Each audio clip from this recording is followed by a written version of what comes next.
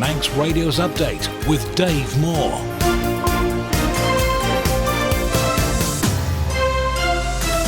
The time is 5:30. You're listening to Manx Radio. I'm Dave Moore. Good evening. This is Update. Welcome to the programme. Half an hour of the latest news in the Isle of Man, plus Manx sport, business, travel updates, along with the newsmakers in person. Coming up, plans for over 100 new apartments in Douglas have been welcomed by the Department for Enterprise.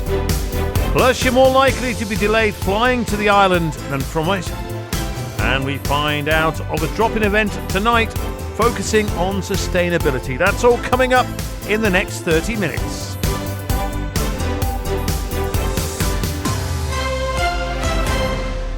Man Benham for all your business and legal needs. But first of all, the Update news headlines with Christian Jones. Faster My. Travellers flying to the Isle of Man are more likely to be delayed than those departing Ronaldsway Airport. Figures issued by the Civil Aviation Authority show only Loganair's services to either London Heathrow or Manchester took longer to leave the island than their corresponding inbound flight. There's a warning there could be a staffing crisis in the medical profession if assisted dying laws come in on the island. Witness Dr. Fiona Baker thinks the law could put Manx doctors in a very difficult position. The Isle of Man Medical Society found some doctors would look to move if the legislation passes. And Isle of Man pro tennis player Billy Harris says he's very excited ahead of making his Wimbledon debut. The former Albany and Castletown Lawn Tennis Club's competitor has received a wildcard entry into the men's singles at this year's Grand Slam tournament starting in July. In international news, a court heard a man accused of plotting to kidnap and murder Holly Willoughby laid out his plan in a series of voice recordings. Gavin Plum, who denies the charges, explained how he'd found an abandoned stud farm where he planned to take her after first raiding the home the TV presenter shares with her husband. A couple have been convicted of concealing a birth and perverting the course of justice following the death of their daughter in Brighton. Constance Martin and Mark Gordon denied being involved in the death of Victoria last year. And Phil Foden has left England's Euro 24 camp to return home for a pressing family matter. The Manchester City forward played in last night's goalless draw with Slovenia. Those are the Update news headlines, next at 6. Secure tomorrow today with Man Benham's private client team. Manx Radio weather with Manx Glass and Glazing. Dry with sunny spells this evening, though it will turn cloudy later on as the light southerly wind begins to freshen from the southwest. A brief spell of rain's expected overnight with a minimum temperature around 12 Celsius. A bright start tomorrow, but it will soon become cloudy with a risk of a few showers developing and turn rather windy as the fresh southwest wind strengthens through the morning. Top temperature up to 16 Celsius. Sunny intervals on Friday, generally dry with a strong west or southwest wind easing in the afternoon. A top temperature up to 16 degrees Celsius again. Manx Glass and Glazing can supply and install single, double and triple glazing. Call 674 573 or visit the showroom on the Snugborough Trading Estate. You're listening to the Isle of Man's quintessential daily news and current affairs roundup. Update on Manx Radio. The approval of plans to build 109 apartments on a site in Douglas has been welcomed by the Department for Enterprise. The Minister says Dandara Homes' proposals on Lake Road will see an underutilised and derelict area turned into a vibrant residential site. Lewis Foster has this report. Tim Johnston says it contributes towards aims of building 1,000 additional homes on the island by 2026. The 1.4-acre site will house 49 one-bedroom and 62 bedroom apartments and 109 parking spaces. The project has been in part supported by the Island Infrastructure Scheme. That's the scheme which offers a financial support by way of a grant and/or loan towards development projects of up to 25% of eligible expenditure. Currently an unused car park, the site on Lake Road earmarked for the apartments is adjacent to the River Douglas.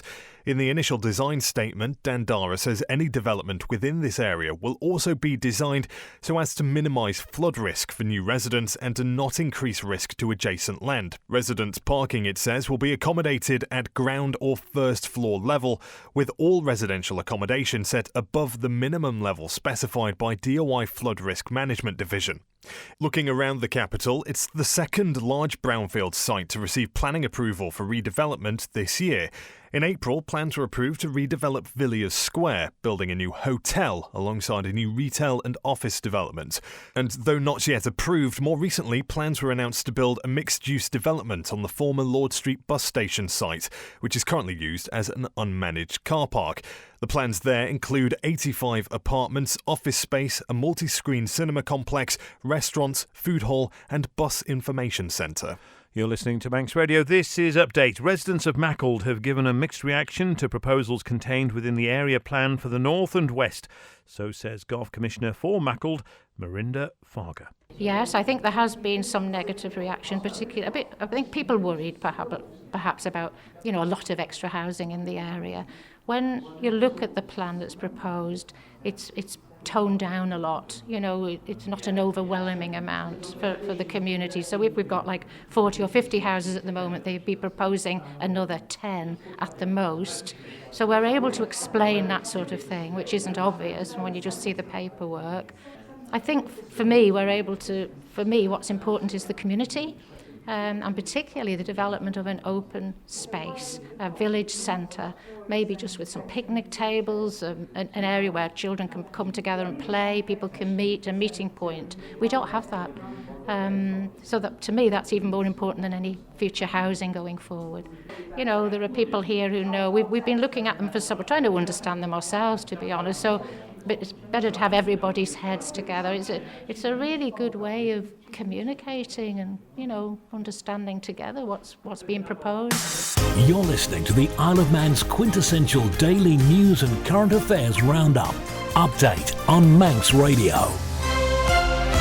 Travellers flying to the Isle of Man are more likely to be delayed than those departing Ronaldsway Airport.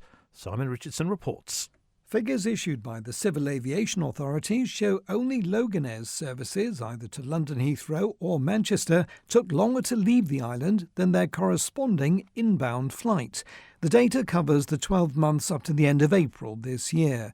The EasyJet route to Liverpool has the best record, with a fifth of their flights not leaving on time. The worst is Loganair to Heathrow and Blue Islands to Guernsey, with around two-thirds of each service failing to go within their allocated slot. A delay is termed as unsuccessfully leaving within 15 minutes of when an aircraft is due to depart. However, when your flight to the island is more likely to be delayed than those leaving Ronaldsway, the situation is reversed in terms of cancellations. More often than not, travellers are prone to being left stranded in the Isle of Man than travelling here from other airports. During the same 12-month period to April, almost 1 in 10 Loganair flights to London City failed to take off, although the Scottish Airlines service to Liverpool had the best record for cancellations, with an average of 1.8%. Only 3 routes had 100% records for departures to and from the island: Blue Islands to Jersey and Guernsey, and BA City Flyer to Malaga and Palma, Mallorca. Meanwhile, every Emerald Airways flight from Belfast City to the Isle of Man took to the air as scheduled. Simon Richardson reporting. Isle of Man pro tennis player Billy Harris is relishing the prospect of a Wimbledon debut next week. Speaking to Manx Radio, the former Albany and Castletown competitor says he's feeling good after a recent run of good form, which has seen him earn a career-high ATP World Ranking. Yeah, very excited for the next couple of weeks. Had a great week last week at Queen's, and the game's in good form, so looking forward to it. I think I've gradually just improved since the clay season. I felt like my game was getting stronger. Each tournament I was learning a bit about my game. Had a good couple of wins at the French Open, which gave me a bit of confidence coming onto the grass. Yeah, just gradually been improving and building confidence in the game. I think playing the better players week in, week out the last few weeks, that's definitely helped. And basically just learning from the losses that I've had and taking that into each match. And then when I got on the grass, I felt like I was a lot stronger from playing on the clay. Feeling good for next week at Wimbledon. You could end up playing anyone in the top 100 in the world, so it would be nice to obviously go out and play Andy Murray or Djokovic on one of the big courts, but I'll have to wait and see for the draw to come out and see who I've got. But definitely looking forward to that. It's been a long journey, and starting off in the Isle of Man at Castletown and Albany Tennis Club to going away, playing tournaments across across in the UK, and yeah, it's all been a long journey, and it's all starting to get a few rewards back from it. How fond are your memories of learning your trade on the Isle of Man? Yeah, I mean, great memories. It's always nice to come back to the island and see everyone at Albany Tennis Club. Pat and Brian Sharp, they're always getting in touch and supporting me, and they actually appointed me as vice president of Albany Tennis Club, so that's an honour to have that status. Even in the last few weeks, I've seen a few Isle of Man flags in the crowd at Queen's, and this week in Eastbourne, and a few Manx mates came down to watch, so all the support's been great. Manx Radio Business Briefing. And we wish him the best of luck. Ex-British Home Stores director Dominic Chappell's been ordered to pay £50 million to cover losses the firm incurred before its collapse.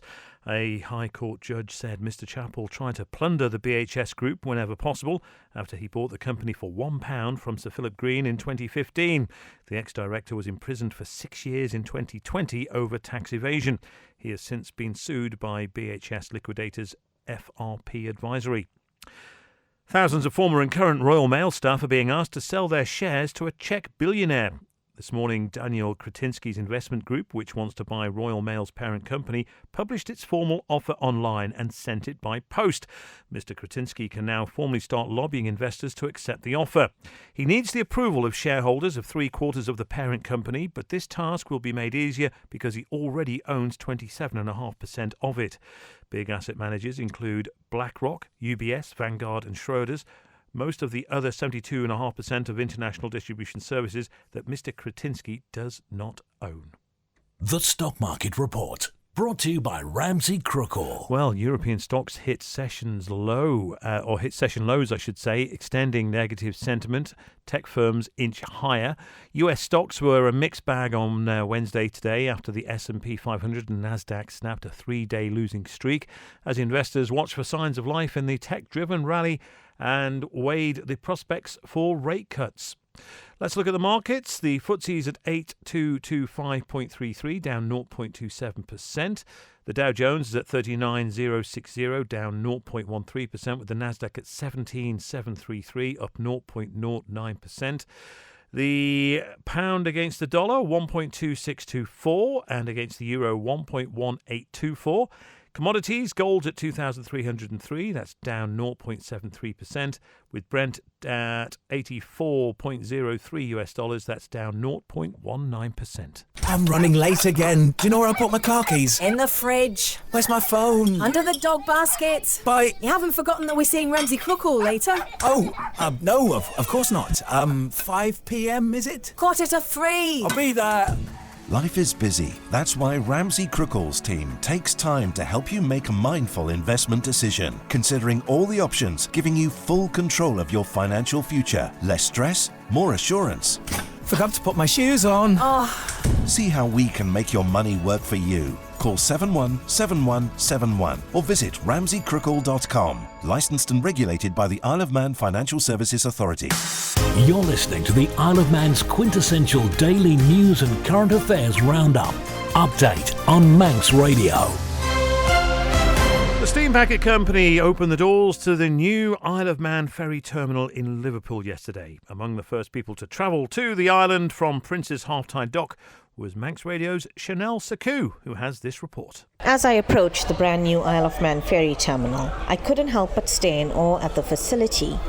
It reminded me of walking into a new build home where everything is shiny and brand new. The building is much more spacious and welcoming than the previous terminal, with a member of staff standing at the door waiting to greet passengers. The baggage area to check in your bigger items worked like a well-oiled machine, and walking into the departure lounge made me feel as though I was through the security gate at an airport. The new building seems to cater to the needs of most people, and every detail is well thought out, with my favorite part being the inclusion of the Manx language on every signboard.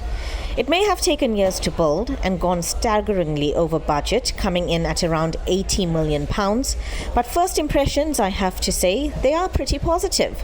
But don't just take my word for it. Here's what this passenger, Lingeshri Willis, thought. Well, it was a little further a walk from Liverpool 1 than the old terminal. However, the walk was worth the sight when the new terminal came into view.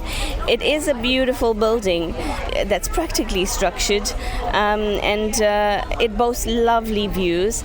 It was lovely seating. You don't feel like you are sitting in four walls. And I did bump into someone who knows this project particularly well.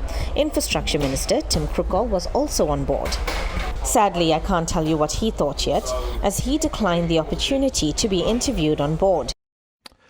Chanel Saku reporting for Manx Radio. A special drop-in event's taking place until 8 o'clock tonight, focusing on sustainability. The event at Ballafesson Church Hall in Port Erin is being hosted by the Energy and Sustainability Centre.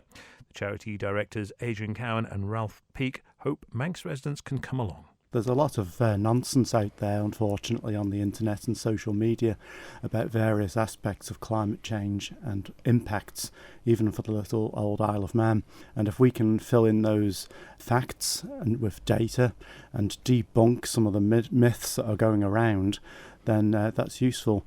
But I think it's also an opportunity for members of the public to talk to us and actually give us their viewpoint. We want to fill in any gaps in our knowledge, and if that happens to be from members of the public, that's fine by us. We're there to listen and equally answer questions and look forward to the future on the Isle of Man. And you're saying this is the first in kind of a series of these events. So you're hoping then if people bring you maybe concerns or things you haven't thought about, you can go away, look at them, and then maybe at the next one address it, maybe people can keep coming back. Yes, what the charity has been set up to do is to try and give information to the public, and that includes government as well as the public. And we've really got a fantastic database of information. Our other director, Dr. David Quirk, he works at the Danish Technical University, so he's right at the heart of all climate and renewable energy things in Europe. So we're very fortunate to have Dave there. And the information he's got his fingertips on is absolutely fantastic. And it really is relevant to the Isle of Man, because Denmark does have a number of islands, Faroe Islands as well as islands in the North Sea. And so they do understand the unique problems islands have.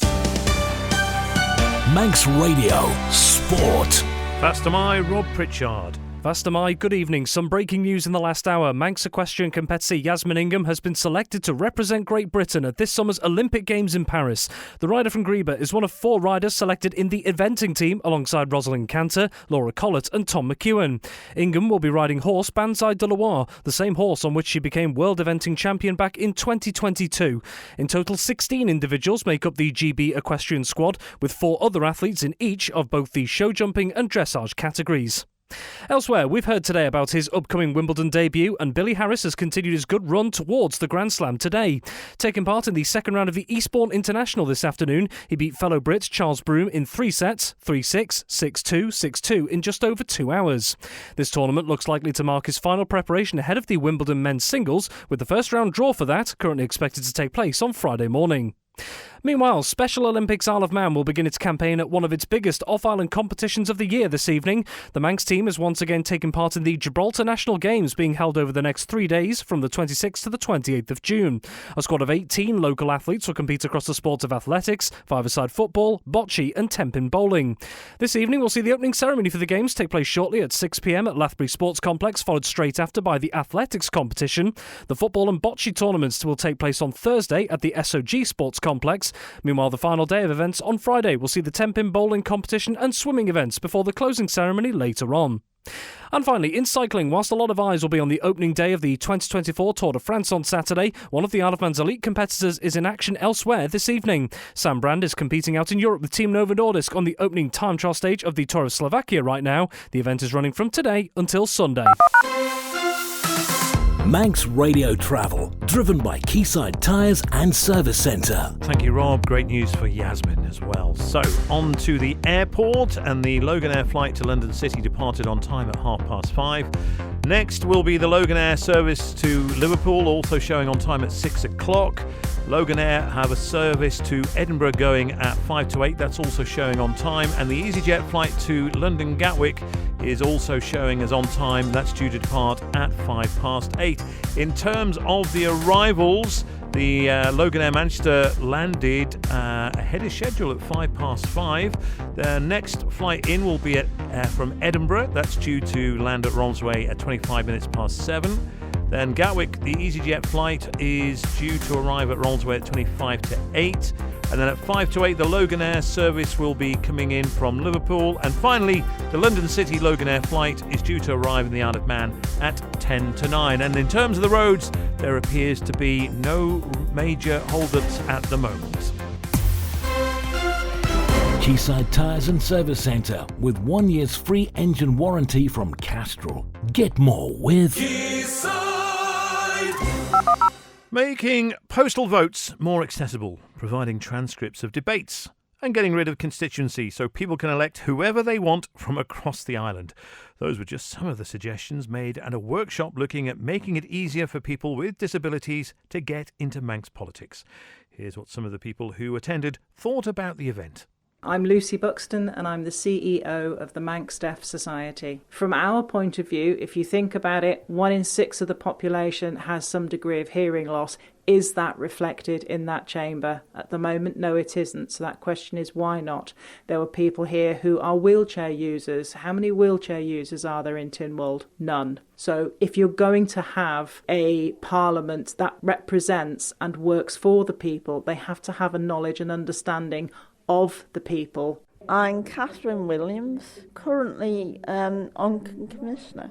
There were basic access barriers in that I couldn't access the boardroom. But I have to say the most important thing was the reason I stood was not for disability reasons.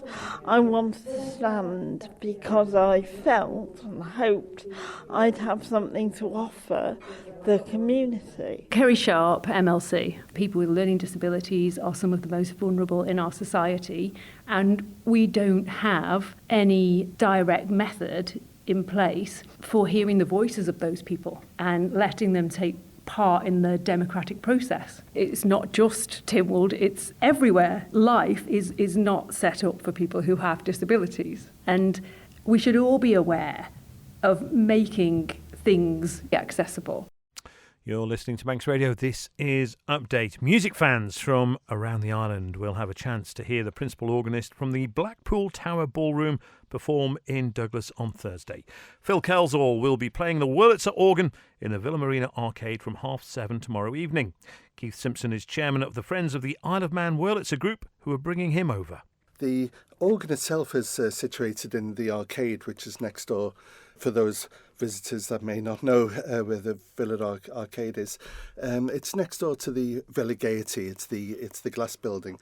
The organ in there is actually much older than the building. It's built in 1925, so it's actually getting quite close to 100 years old now.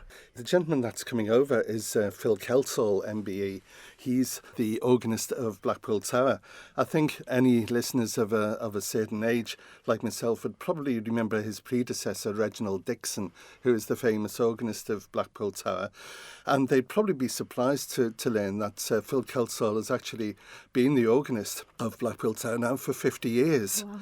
I rate him as probably one of the leading theatre organists of the world. He does tour the world. He's been to America, Australia, New Zealand and all kinds of places where he's very, very well known. He's probably certainly one of the best theatre organists out there, and we're very lucky to have him in the Isle of Man. That's Keith Simpson, chairman of the Friends of the Isle of Man Wurlitzer group, talking about Phil Kelsall, who will be on the island tomorrow playing his organ at the Villa Marina Arcade from 7:30 tomorrow evening. You are listening to Manx Radio. This is Update. I am Dave Moore, and there is no evidence of a growing problem with needles or sharps being left in public places on the Isle of Man.